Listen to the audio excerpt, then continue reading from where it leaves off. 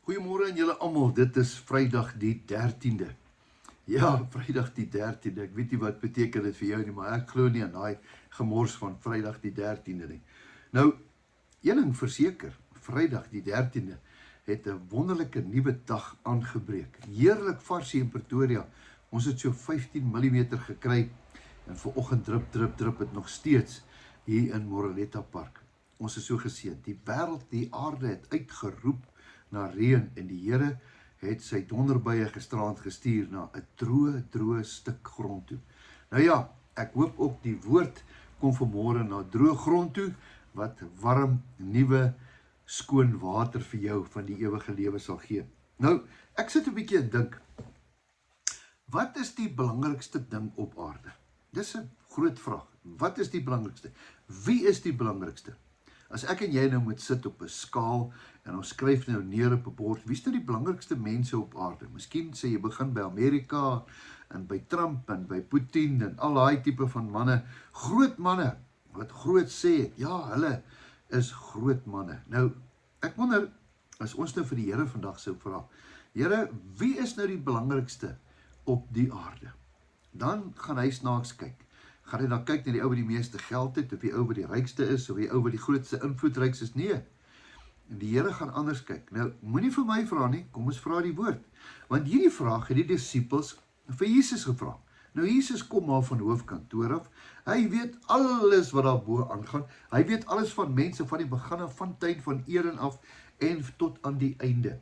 Hy weet, hy is die Alfa en die Omega. Jesus, hy weet alles. Glo my. Nou, die disippels vra vir hom 'n baie belangrike vraag. Jesus, u kom nou daar van hoofkantoor. Wie is nou die belangrikste daarbo? Wat sê hulle daarbo? Wie is nou op aarde? Is dit die keiser? Is dit die konings? Wat sê hulle? Hoor 'n bietjie wat sê hy. En daardie uur die disippels na Jesus gekom en gesê, en dis nou Matteus 18. Ek weet jy gaan my opcheck. Matteus 18. Wie is tog die grootste in die koninkryk van die hemele? Hy sê sommer hemele, daar's 'n hele klomp hemele. Toe roep Jesus 'n kindjie na hom toe en laat hom in hulle midde staan.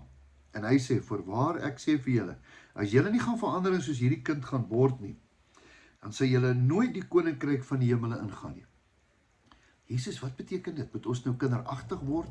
Moet ek nou sommer soos 'n 4-jarige word? Nee, jy moet 'n rein hart soos 'n 4-jarige hê.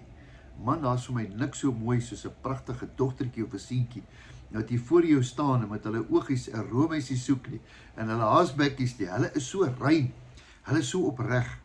Dit is wat hy bedoel. En hy sê, en elkeen wat homself verneder soos hierdie kindjie, hy is die grootste in die koninkryk van die hemele. En dan sê hy, en elkeen wat julle sulke kindertjies in my naam ontvang ook my. So, as jy nie kindertjies reg ontvang in jou teenwoordigheid nie, en is Jesus nie welkom nie. Hier kom hy, maar elkeen van julle wat hierdie kindertjies wat in my glo laat struikel. Struikel? Hoe laat ons kinders struikel? Kan ek vir jou die grootste ding sê? Deur wat ons sê en wat ons doen. Wat jy sê, kan 'n kind vir ewig laat struikel. Jy kan 'n kind laat struikel met jou mond. Ja, jou onnoosel, jy is useless, jy aard soos jou ma se mense, jy gaan nêrens kom nie, jy is dom. Dood en lewe, laat 'n kind struikel. Dood laat 'n kind struikel, nie lewe nie. Aan die ander kant is dit lewe. Jy is 'n kampioen. Ek glo in jou. Jy gaan ver kom. Jy's 'n eyster. Jou beste lê voor. Wat hoor 'n kind? Hy kry waarde uit woorde uit. En die ander een, hy word afgebreek. Hy word gestruikel. Hoeveel van ons het nie pyn vir jare deur woorde van onderwysers of van mentors of van boeties of van sissies of van ouers of van oupas en oumas wat vir ons gesê het wie ons nie is nie. Is dit nie so nie? Daai pyn sit vir jare in jou. Baie mense het ons laat struikel. Is dit nie so nie? Nou hier sê, dis beter dat 'n meelsteen om sy nek gehang word en hy wegsink in die diepte van die see. Wat sê dit? Jesus sê, jy moet 'n ou wat 'n kind laat struikel, moet jy 'n meelsteen om sy nek sit en jy moet in die diepte van die see gooi. Hy mag nie 'n begrafnis skryf nie. Hy is nie eers waardig om 'n begrafnis te hê nie. Hoekom nie? Want hy het 'n kind laat struikel.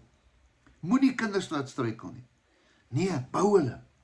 Want ek en jy gaan verantwoordelik doen vir elke woord wat ons vir kinders gesê het. Glo my. En as jy iets verkeerd gesê het, maak dit reg.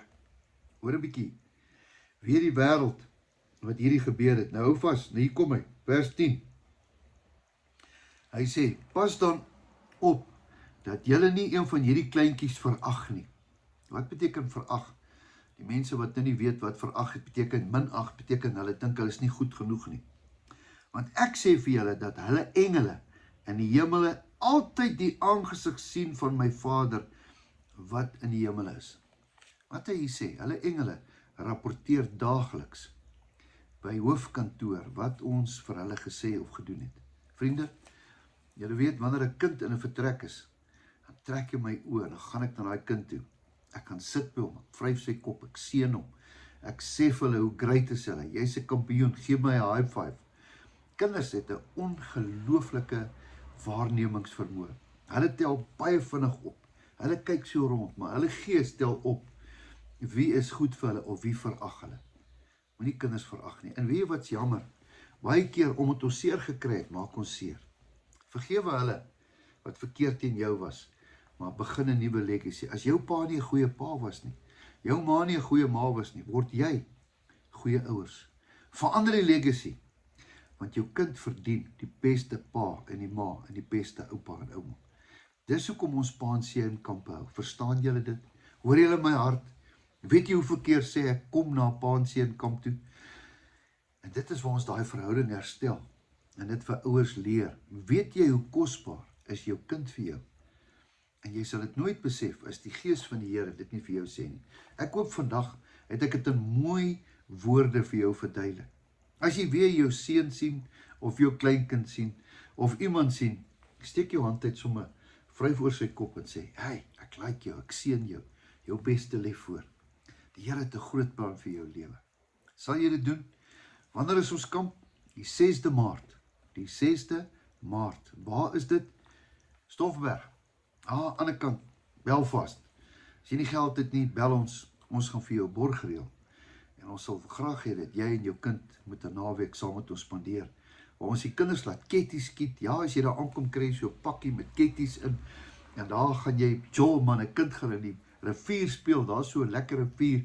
En ons gaan braaivleis hou.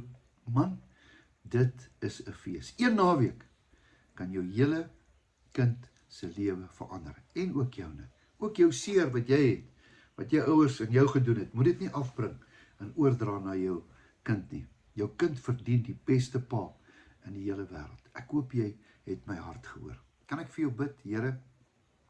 Baie dankie vir hierdie woord. Ek bid dat hierdie woord in iemand se hart insink vandag. Dat hy sal weet, sy kind is sy kosbaarste besitting. Kinders soek nie ons geld nie. Hulle soek ons tyd, ons liefde en ons respek. Ja, Here, ons moet vir kinders respek met ons wys. Dankie daarvoor. Ons loof en prys U naam. Ons seën ons kinders in Jesus se naam. Amen. Onthou jou beste lê voor. Weet dat Jesus jou baie baie liefhet. En onthou, my e-posadres is dawie.spies@gmail.com. Jy kan my gerus kontak. En as jy wil borg vir 'n naweek, daar's altyd iemand wat nie geld het nie. Kontak my. Ek gaan jou op die nommer van hulle op die kamp sit. Jy betaal sommer direk by hulle in. En dan gaan ons mekaar dan daar sien. Totsiens, tot 'n volgende keer.